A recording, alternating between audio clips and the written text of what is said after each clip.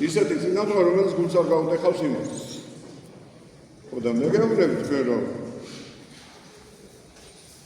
თუ მოდი ეკლესიაში და ანაფორა ჩაიცვი, ნების ორმოში აღარ უნდა იხჩობოდეს.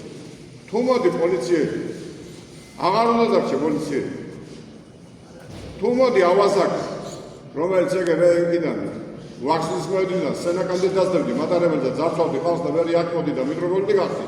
ნება იმაზე და დაწიე თავი ძი. ხარისხი არაფერი არ არის. აი ამას არ უნდა განადიდოთ ეგ თქვენ.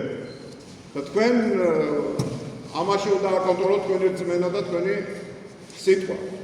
თორემ მე ვნახე ერთხელ ჩამოვიდა მანქანიდან ვისხა დასდევს ქოჟს. ნუ არ დააწვიმოს. გადაუწვია იმას. შავი ანაფორა დედავას იმას კიდე შავი ანაფორა და მე რეალურ პატრიარქს მიდგენ და რა მოუნეს ხმეთმაის. ხო და ამას დააკვირდით თქვენ. ჯიბის კურდად არ უნდა დარჩეს. უნდა მიატოვოს ის ბნელი საქმე და მივიდეს ეკლესიაში და ილოცოს. შენდობა ითხოვს. ხო და მოიქცეს. თორემ დახტება იქიდან აბრაამის წიაღშიც არ მიიღეს. განსაჯელი იქ იმხელა წვიდი და არის ჩვენ შორისო რომ ამის გაკეთება გამოწევა აღარავისაღარ შეუძლია აბრაამმა უთხრა იმას.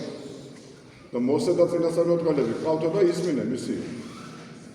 ამიტომ ჩვენ ქრისტე მოვიდა და ქრისტეს სიტყვები გვაქვს მის მერე და აგერ მოციქულები ყავს და მოციქულთა სწორები ყავს და ქრისტიანები, ქრისტიდები და აი დღეს კიდე ამ გაბრიელ შალოსისა და აღსარებლის ხსენების დღეა. მართალია და უფასებელი ყავდა, მაგრამ მომყავდა.